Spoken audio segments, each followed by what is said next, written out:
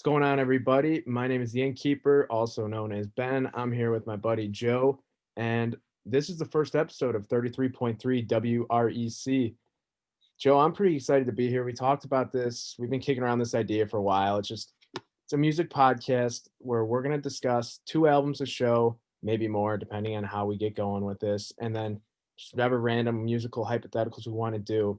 But the goal here, in my opinion, is just expand my music taste, expand your music taste, and really just expand the music taste of everyone who's listening. So I'm excited to get into this. I'm not sure about you. I'm actually really excited to do this. We've been talking about this since like August or September.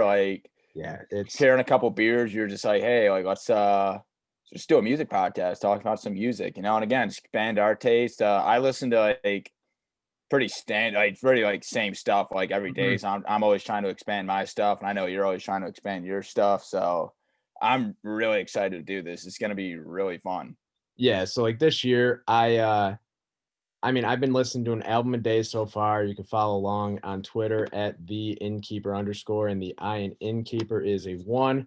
So I've just been trying to expand a little bit. I think this is another cool way to do it. I know I listen to the type of music you listen to, I would say, but not as much as I would like to. So I Yeah. feel a lot of the music I listen to, I don't know if you remember seeing that thing that was going around on Spotify a few weeks ago, that bot. The bot, I forgot what the name of it was, but the bot told me I listened to sad country, 90s flannel dorm room, and 80s drive was basically what I Oh, was is it doing. that like one website that was like Yeah, the it was like knockoff? it was like the AI, and it was like, well, you're not too far from the truth. So It was spot on. Yeah. I forgot what it said for me, but I just yeah, remember like laughing my ass off yeah, right when I saw it. I was like, it was it couldn't have been more true. it was pretty accurate. So today, we're gonna do two albums. Joe's album was Pink Floyd's 1975 "Wish You Were Here," and mine is Cody Jinks, a country singer out of Texas, his 2015 album Adobe Sessions.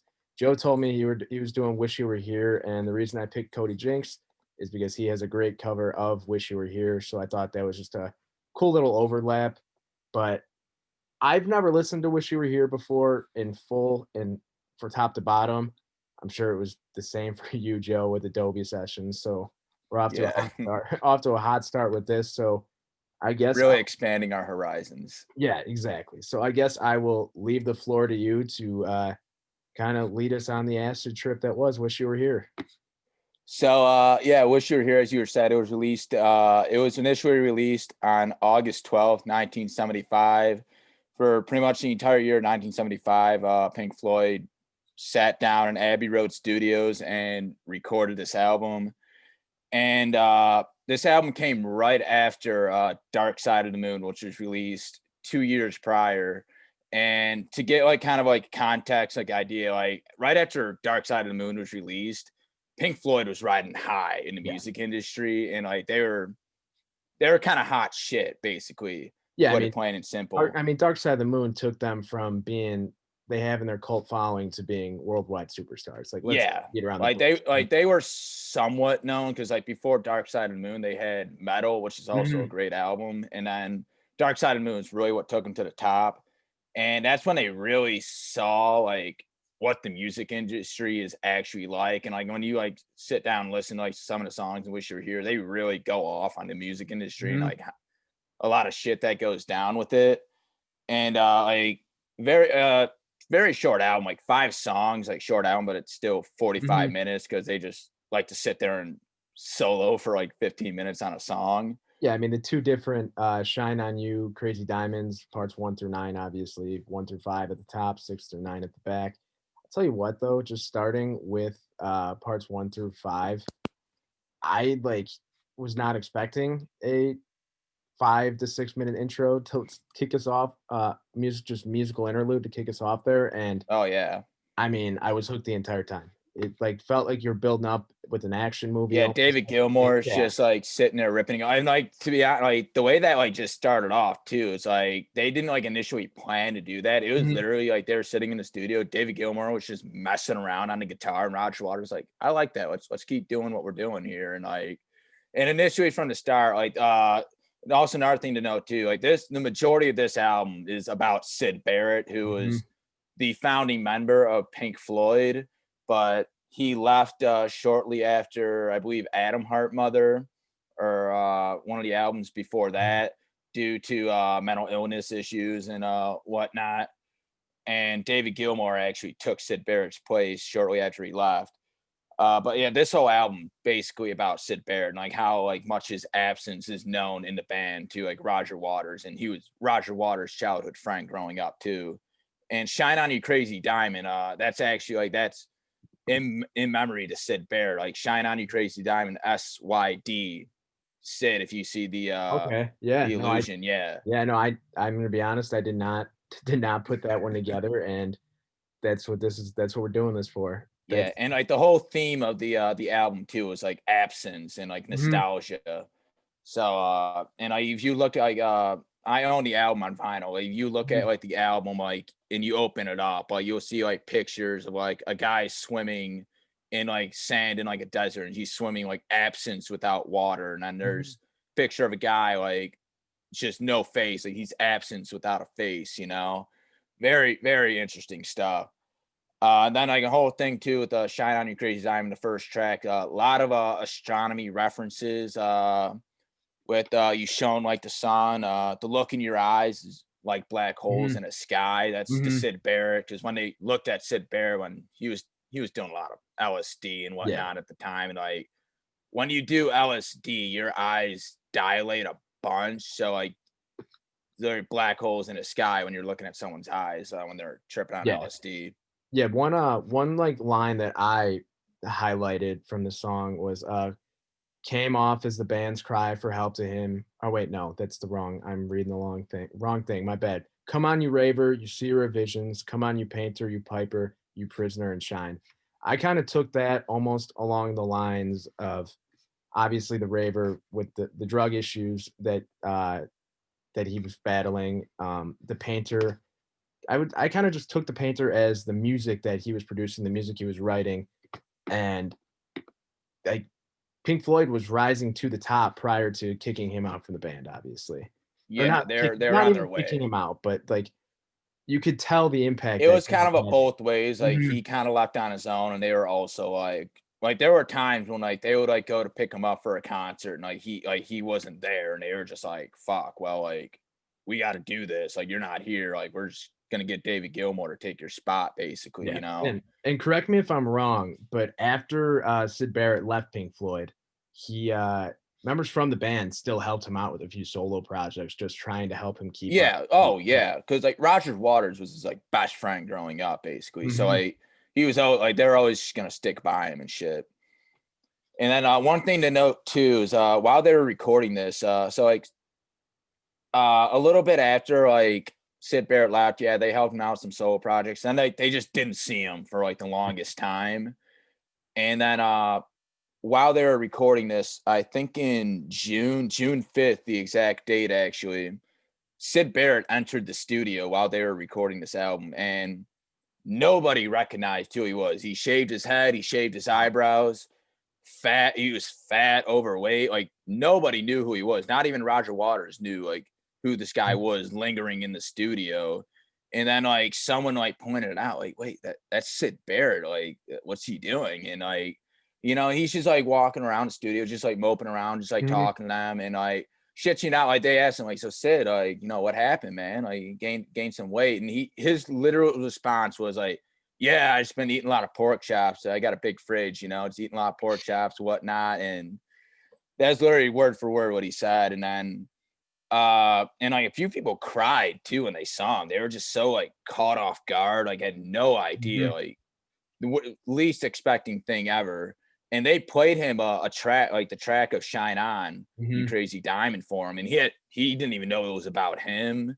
And like his response to that was like, man, this seems kind of old. Like what we used to do, like stuff like that, Yeah, And it was like a very like surreal moment mhm, for the band and whatnot. And then like he left without really even saying goodbye. And then none of them saw him ever again until like he died back in like 2006 or mhm. 2007.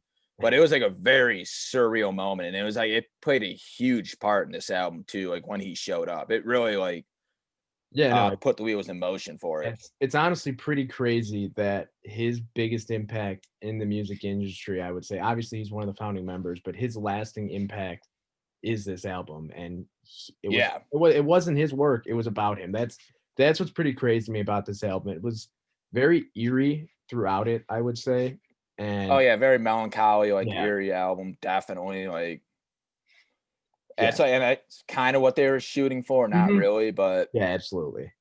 And what I found was interesting, I know you kinda talked about, earlier, you just mentioned that this was kind of now that they're aware of the actual music industry and all the evils that are really within it, including, what obviously led to Sid Barrett's downfall, I would say, with the just the traveling and the constant grind of being on the road, but yeah. then Welcome to the Machine, out of the gate, I really didn't expect the steel guitar, the acoustic coming out at the intro of that song. Yeah.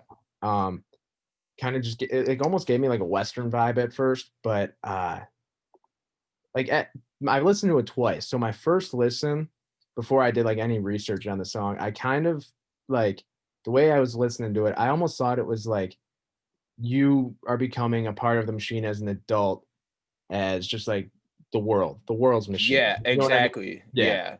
and From it's like going from like school into the mhm, workforce, yep, it applies to yep, that too. yeah. Yeah, like But then absolutely. obviously doing a little bit more research, I mean, it was very clearly the music industry. And I think it's pretty interesting that even back in the 70s, people within the industry were well aware of how corrupt and I don't even know if corrupt is the right word, but almost They just how, didn't give a shit about yeah, the in my yeah. opinion, they did not give a shit about the art of the Mhm. music and No, whatnot. Music absolutely. execs did not give a shit. They were just in it for the money in the pretty much the long haul. Yeah. And I it kind of like transitions into Have a Cigar too, and that Mhm. completely shits on the music Yep. industry too.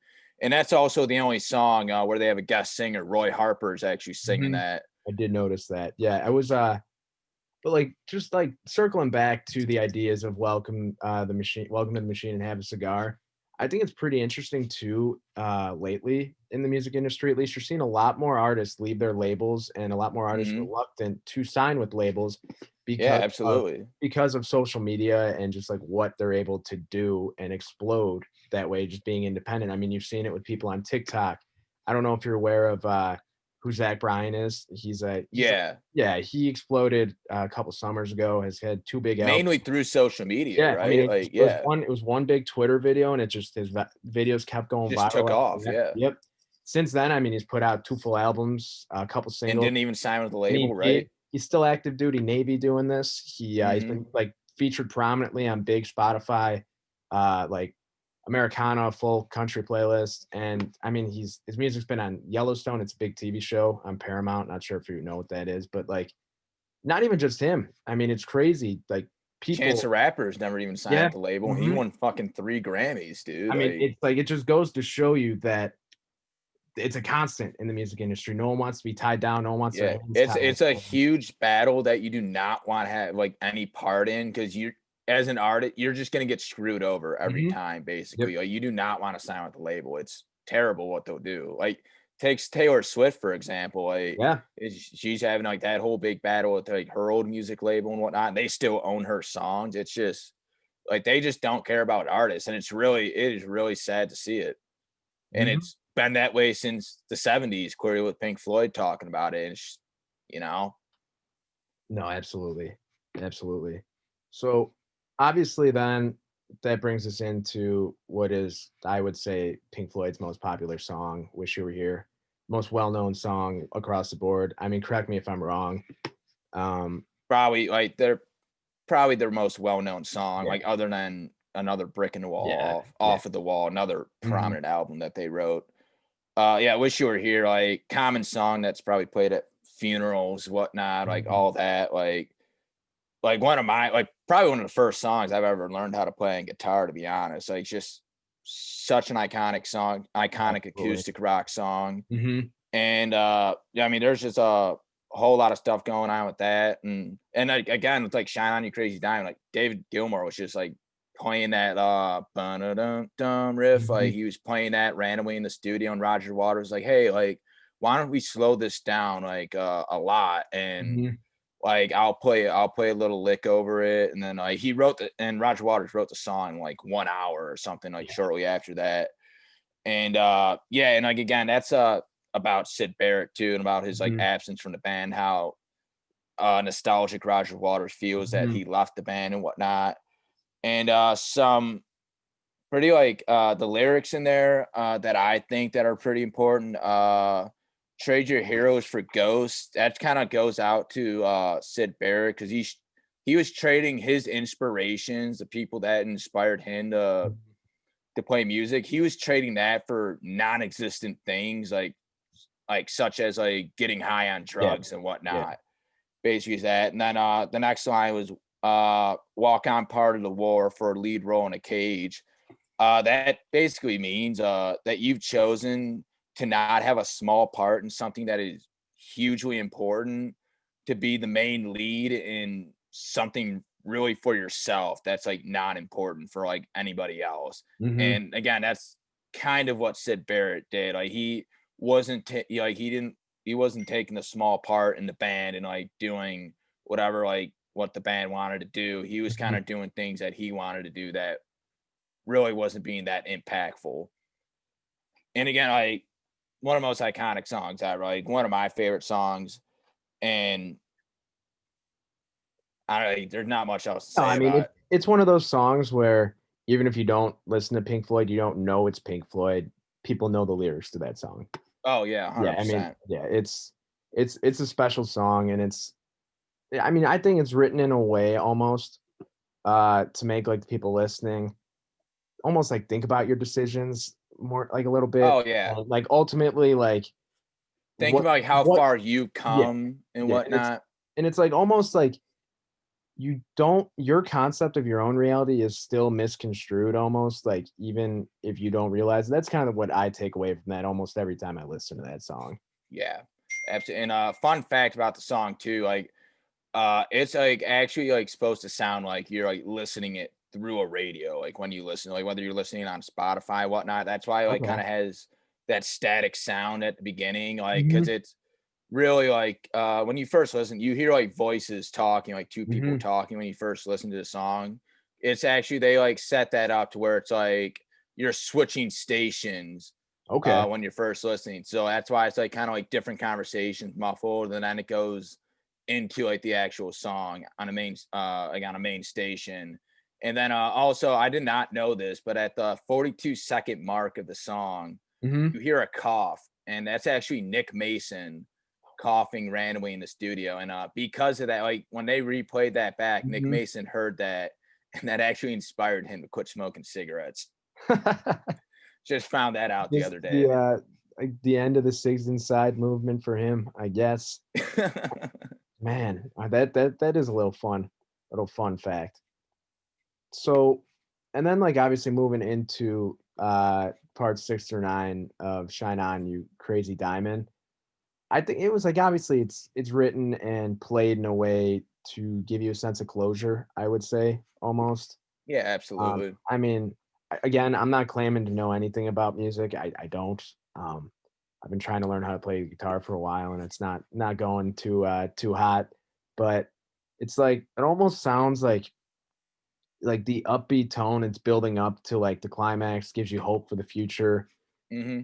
and I Because just like in a way, to me, it feels like they want Sid to come back. That's kind of Mhm. like what I get out from it. It's like where it's like you can still come back. We want you to come back. That's kind of like what I get out of it Yeah, I would when have to I agree listen with to you. it. Now that you say that, I do agree with you on that. That does make sense.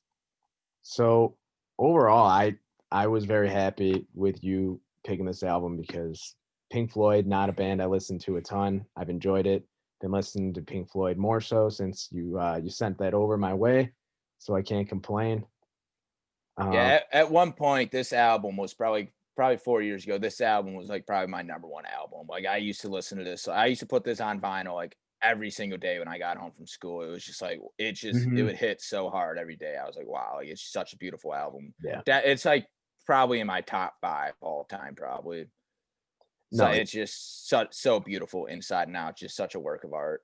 you know, And I the album cover is just so iconic too. It's mhm, just the guy on fire shaking yep. hands.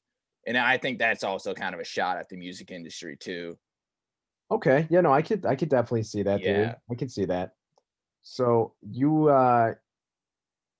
we're just gonna wrap up here with this. Moving into Adobe sessions from 2015, as I mentioned, it was Cody Jinks's fifth studio album.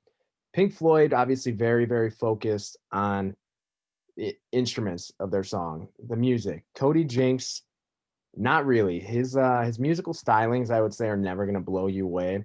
But like a lot of artists that are out of independent country, out of Texas, which if you're unaware, there's like a whole other subgenre of country music that is not played on the mainstream radios up here, like with the likes of Luke Bryan, Florida Georgia Line.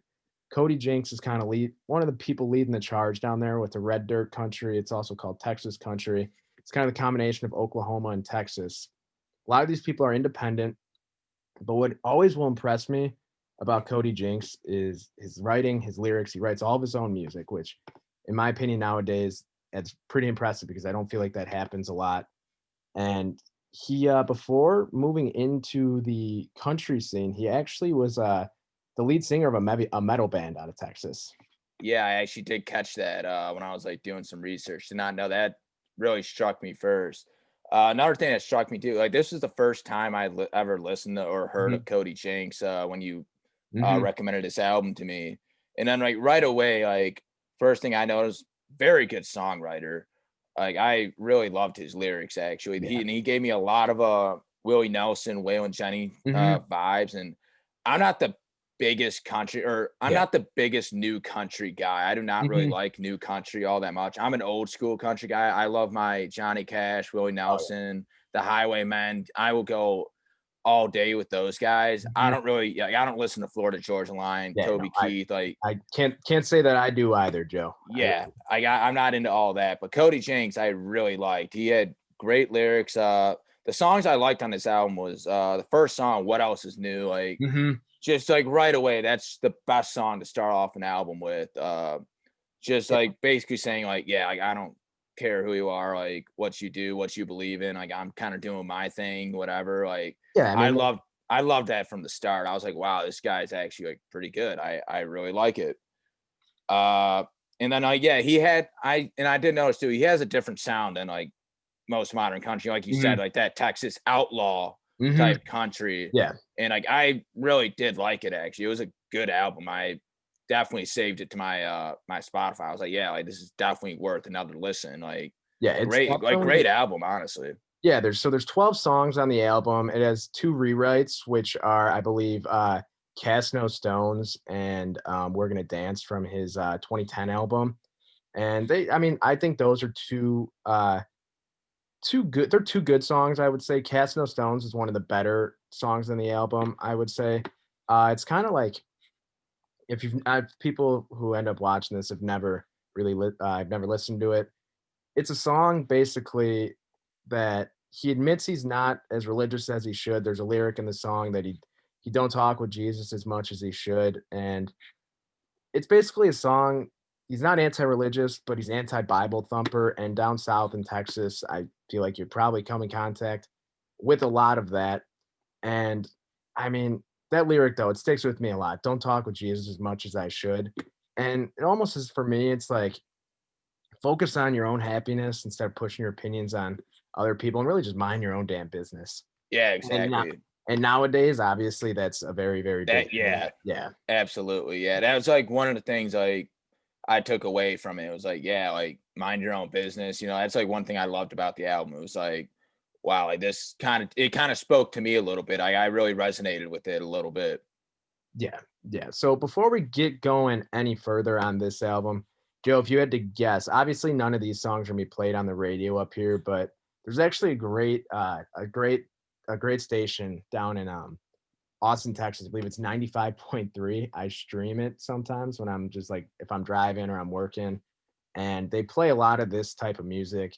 A lot of these artists like Turnpike Troubadours. They play Cross Canadian Ragweed, Cole Wetzel, Brett Cobb, like the likes of that. Obviously, you probably don't know any of those names, but I've heard of Turnpike Troubadours. yeah, I've heard that was like the only one I've heard of. yeah. So that like Turnpike's like one of my favorite bands of all time. It's a shame. Hopefully they get back on the road soon. But if you had to guess just from this Adobe sessions, what do you think the biggest hits off this album were? Uh, I'm gonna do Cast No Stones. What else is new? And then Mama Song.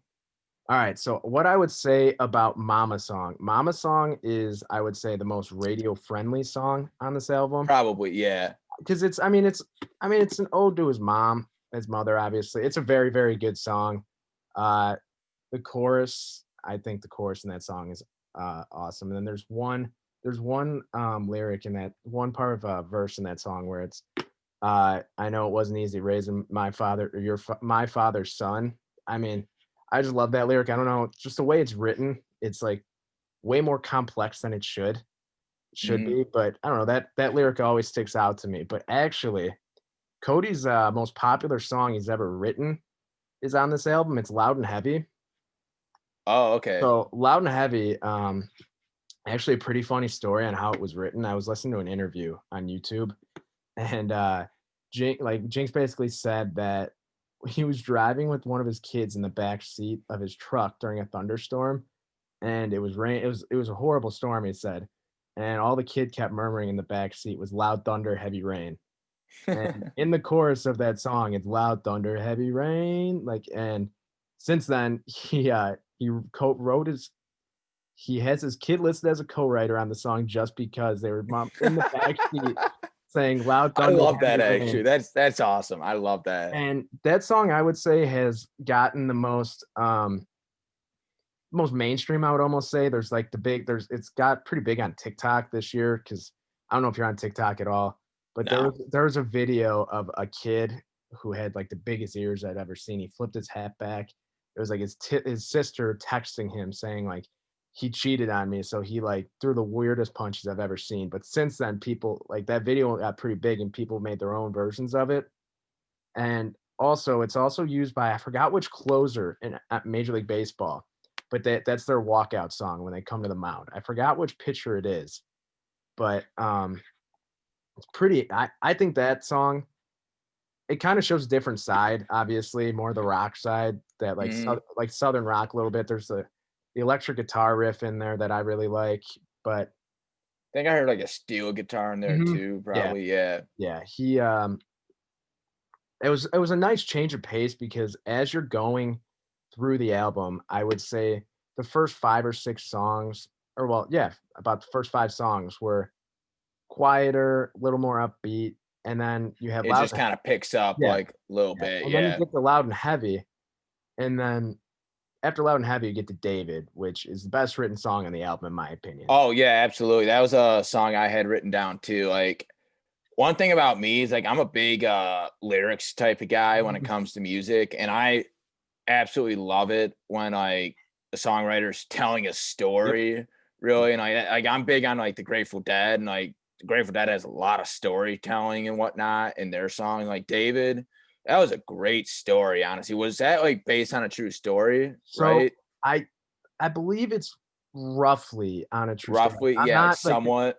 because I Cody Jinks did serve in the Marine Corps. He did serve in the Marine Corps. Yeah. I'm not entirely sure. I was never able to find if he was a police officer at all. I don't believe he was.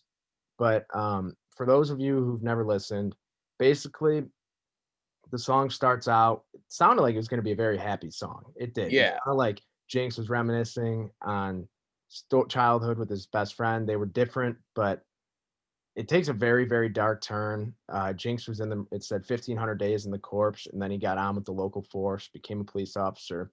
But then talking about his friend David, who earlier in the song he mentioned he was like one of the nicest kids ever growing up. He had a rap sheet to prove all the time that he'd done. He was just burned down, beat down shell of my old friend, and on a 3-day binge, he was speeding through town, and I bumped the whalers just to try and slow him down. And then basically from there, Jinx inadvertently killed his childhood friend, trying to help him out, trying to save him. Yeah. He didn't know it was him, No, basically. Like, yeah. no. And it I'll tell you, I shed some tears every time I listen to that song. I mean, It gives me the chills. Like even just to think about it right now, it's giving me the chills. Even to listen to, it's just like, oh shit. Like and and then then like going down to lyrics like, oh, his mom's like the late night ER doctor or mhm, whatever. It's like, oh wow, like it's just kind of it's hitting hard right now, to yeah. be honest. Like, why am I crying in the club? Like that type of feeling. And then what I like at the end of the song is when he talks about how David's wife comes by and they talk every Yeah, and once share in a while. stories. Mhm. Yeah. He never really tells or implies if he's told his wife what truly happened that day, and I kinda like that you leave that open for your own thought in your head. I kinda Yeah. like that. It's almost Leave like it open for mhm. interpretation. Yeah, yeah, and I mean, in my opinion, that's the best written song on the album. Yeah, hands down. It tells a great story, and there's actually a very, very good version of it on his live album at Red Rocks that he just posted on, Oh, he posted it a couple, I think it was a show summer of 2019, I believe, and, he posted the Red Rocks live album on December 4th. So, I mean, it's been out there for a little over a month now. It's great listen. It's about an hour and 40 minutes. It's very good album.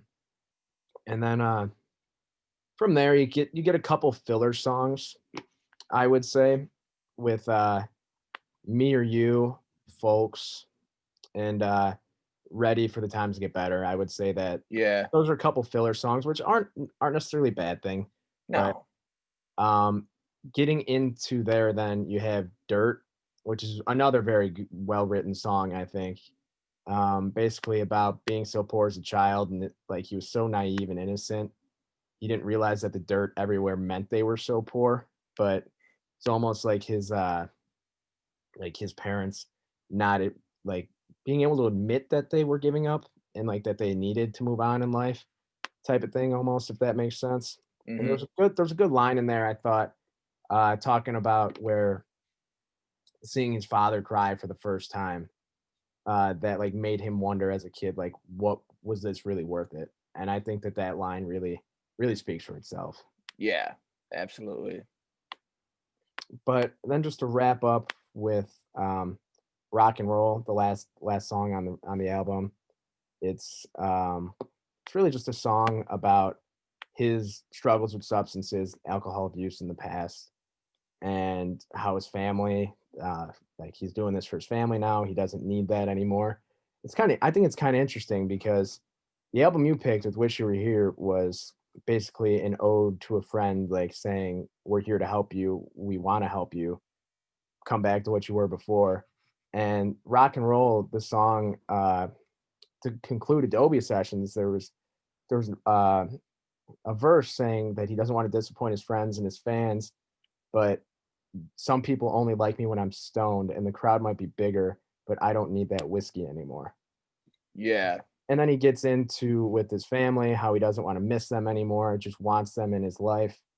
And I think that's a pretty great way to end the album, I would say. Yeah, absolutely. One thing like I've always like think about like when I'm listening to albums, the way like you want to like, in my opinion, how you want to set up an album. First and last songs need like are usually your best songs, and like Mhm. and then same with the two middle songs. I always think of it as when you're actually putting your album on vinyl, you Mhm. want your first and last Yep. songs on each side to like be your best songs. That's usually the ones that people are most gonna pay attention to Mhm. before they flip it over, or take it off Oh, the absolutely. I understand that logic yeah. completely. Yeah, and it's interesting because, most people don't think that way anymore, I would say, just because it's all about streaming now, and I feel like not a Yeah. lot of people our age, at least, are sitting down and listening to albums from top to Actually bottom. sitting down and Yep. listening to it too. And like and the thing with the vinyl too is like you had a time limit Mhm. on vinyl. It's like Yep. you had like 45-ish minutes Yep. to like put your best stuff like on vinyl. Like compared to streaming now, like, you can just put whatever the hell you want like on an album, and then it's gonna be on Spotify or Apple Music or whatever, and like all there.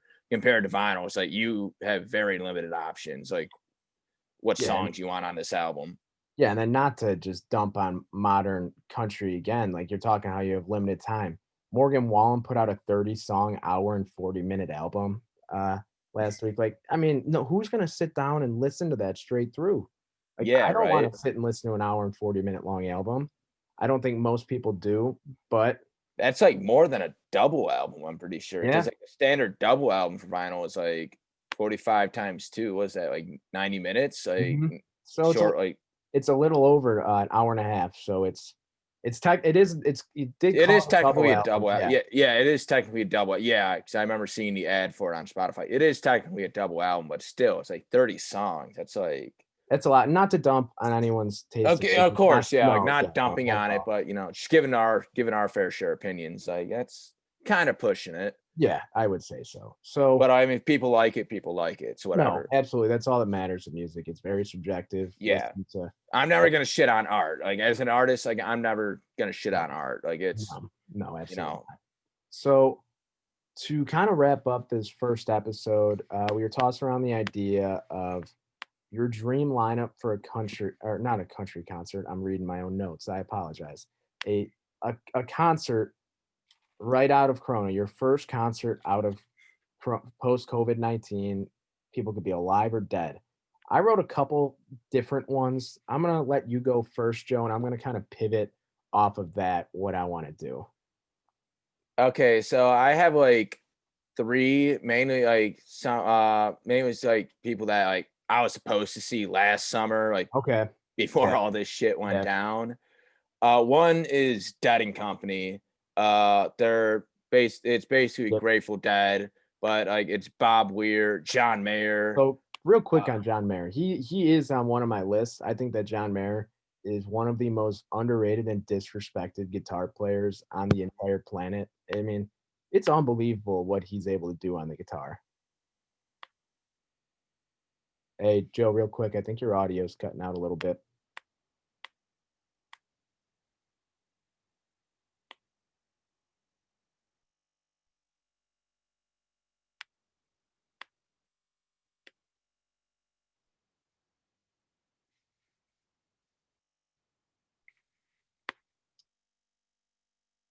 Can you hear me though? Maybe try unplugging the headphones real quick just to see. There you go. I can hear you now. okay, there we go. I think my notebook hit the mic. Oh, don't worry about it. Yeah, technical difficulties. Uh, so yeah, Dead and Company. John Mayer. I'm not into his solo stuff. Never really caught on, but he Okay. is a fantastic guitarist. Like Mhm. I've seen a couple of videos of him on YouTube. He does a great cover of American Pie on Mhm. David Letterman. I think it was like I believe so. 10 plus years ago when he was still like When somewhat he new. still I think yeah, I mean, he started making music in the early 2000s, but he really kind of broke in with, his, I would probably say his Continuum album maybe? Like, kinda when he kind of went very, very big, but, yeah. he, he's very talented, but Dead& and Company, they speak for Oh, themselves. very, very talented guitarist. Yeah, no, he does stuff with Dead and Company now. Every summer they go on like a big tour, and I've Mhm. saw 'em about almost 4 years ago now at Wrigley Field, and great show. Like they're definitely like number one who I would see Mhm. post Corona. Like once concerts are able to be a thing, they're number one. Yeah, my second band, like alive or dead, whatever. Led Zeppelin. Yeah. Always wanted to go to a Led Zeppelin concert. It's Jimmy Page, Robert Plant, John Paul Jones, and John Mhm. Bonham too. Just they are ranked like individually like number one for like their for like instruments that they Mhm. play. Like I've Yep. seen it, I think in Rolling Stone magazine or something a long time ago. Like they are just incredible musicians in and out. Mhm. Almost every album they made like all went platinum, Yeah, it's like incredible. except for one, I'm pretty sure. Mhm. And then third band would probably be Twin Peaks, Okay, small yep. little band out of Chicago that are like I think they're still on the rise up a little bit. I would say They so. I have like see they're pretty popular amongst so for if any of you somehow don't know us and are listening to this, Joe and I are both from the south side of Chicago, went to high school together, that's how we know each other, but, I would agree that I feel like a lot of people from around our area do like and enjoy them. Yeah, they're a great live band too. Like I've seen them about 3 times now. The last time I saw them was at the Riviera Black Friday after Thanksgiving, like a year and a half ago. Okay. And like that was probably one of the most funnest concerts I've ever been to. Great show, great environment. Like it, and they're a fun group of guys too. I remember before that show, I actually met the keyboardist, Colin Kroom, I think is how you pronounce his Mhm. last name. And I was like walking into the arena or whatever, and we smoked a cigarette together out front. And had a great conversation. He's a good dude. No, that's awesome. I know. I can't wait for live music to come back. I was supposed to go to this past summer before everything went to shit, for lack of a better word. I was supposed to go down with a few of my buddies to Oklahoma for a festival. It was going to be Ooh, headlined. Willie Nelson was going to be playing. He was one of oh, the I'm big so headliners. jealous. And then I was gonna have there's some bands I really like, Blackberry Smoke, Whiskey Myers, Zach Bryan was gonna be there actually, Oh, um, Sturgill Simpson, another great artist, and they were all gonna be there. It was Oklahoma something fest. I forgot the name of it. I was refunding my tickets, but it was like a 3-day camping thing, almost like Country Thunder, but in Oklahoma. I yeah, was really looking. probably a lot better than Country Thunder, to be Yeah, honest. I would say so. Environmental wise. Absolutely, absolutely. So, kind of basing mine off of that, if I could have a dream lineup of any 3 country stars right now, Cody Jinks would open up my show. Like, we talked about him earlier, obviously. My middle act would be Zach Bryan. I mentioned him earlier. He, independent guy, active duty Navy. Just a great songwriter. He's another guy, not a great musician, I would say, but he just, like, sings with He's such a great song. conviction. Yeah, he's Yeah, a great writer. Yeah, yeah, I and he mean, was selling out shows too. I'm pretty sure. mhm. Like not big arenas, but he No, was but selling yeah, no, out. I mean, Like he was I just know. doing pop-ups. He was doing pop-up shows. He actually did a few, virtual shows, Oh no a few shit. months Okay. back, and I watched the one. It's like a $5 pay-per-view. It was like, alright. It was I think it was a Why Thursday night. not? Yeah. Yeah, Why not? support the guy. It was, like, on top of the Space Needle in Seattle, him and his buddies. It was awesome. It was a great show. Honestly, I'm sure it's out there on YouTube if you wanna watch it. No, But, yeah, that's actually pretty cool. Yeah, because I do follow him on Twitter. I remember mhm, right when he was getting big or something. I remember mhm, following him. Like this seems like a pretty cool dude. yeah, Whatnot. And I guess someone who plays guitar, like that's something I kind of look up to, or it's like mhm, he's doing his thing. That's like kind of what I strive for. And yeah, and like I would always see like, oh, just sold out this show, blah blah blah, yep, like pop-up shows. And I'm like, damn, like that's actually pretty cool. Like that he's doing that. Like pretty success, like honestly being pretty successful if oh, you ask absolutely, me, absolutely, even and for like small arenas. And I believe he's only about 24 years old doing this, so it's incredible. Yeah, a few years older than Future us. Like, future's ridiculously bright for him, and then my yeah. headliner would be I mentioned them earlier, the Turnpike Troubadours, probably my favorite band of all time. They're on a permanent hiatus right now because of lead singer Evan Felker, who, had substance abuse issues, and he is supposedly writing music again, looking to get back sober, healthy, very happy, which would be awesome because we'll have to do a Turnpike album on here because when I say Evan Felker is a top 3 songwriter I've ever listened to, it's unbelievable. You talk about recurring characters, like with the Grateful Dead, he does the same thing with recurring characters in their songs, and, I mean, he just tells a story. He put it best one time, in an interview I was listening to. His songs are almost tried to be written like poetry, he would say, Ah, and okay, I yeah. find that to be pretty cool, but Yeah, well, they I mean, that's originally how music was yeah, written. It yeah. was, but Yeah, technically is yeah, yeah, poetry. technically, yeah, Yeah. and, I mean, they can play, though. I mean, I watch their live concerts on YouTube all the time, and the guys in that band, they have this guy, Kyle Nix, who plays the fiddle. He's unbelievable, and the name of their electric guitarist is slipping my mind right now, I feel bad, but he can shred. Like, he can play. They're the kings of red dirt country, I would say. But then I'm just gonna hit on one quick other threesome. I'm not even gonna really go into it. I called this one my East Coast Acid Trip concert. It would be kicked off by Bruce Springsteen with Biggie Smalls, Notorious B.I.G., the middle act, and closed out by Billy Joel. So just as random as it gets. I love 90s hip hop. I love Bruce. I love Billy. Was that you said that was your East Coast? Yeah, I call it my That East Coast acid trip with That's the trip. all those guys being from New Jersey and Brooklyn area. So Oh yeah, I forgot Biggie came from. I always thought he came from California for some reason. yeah, it was That would make perfect listening yeah, to his music now. That'd make perfect sense. He came from New Jersey. yeah, he was New Jersey or he was Brooklyn. He was Brooklyn. Brooklyn, yeah, Brooklyn, yeah. And then Tupac was the big West Coast guy at the time. Obviously, R.I.P. Tupac. obviously both tragically killed, but hey, that's Killer's still out there. all we can do now is listen to their music. But if you made it all the way through here for this first episode, I just want to say thank you to anyone watching. Give us a follow on Twitter. We're gonna get a YouTube page up. We'll be on iTunes soon, hopefully.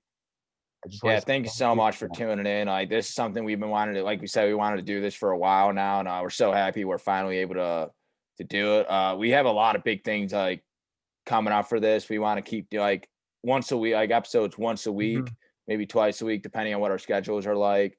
This was really, really fun to do. I actually I enjoyed this a lot. I did. And yeah. I mean, and if you listen and you want to come on the show, please DM us or something. Like, if you want to talk about your favorite album, we would love to have you on and talk. Yeah. So I guess until next time, this is 33.3 WREC signing off.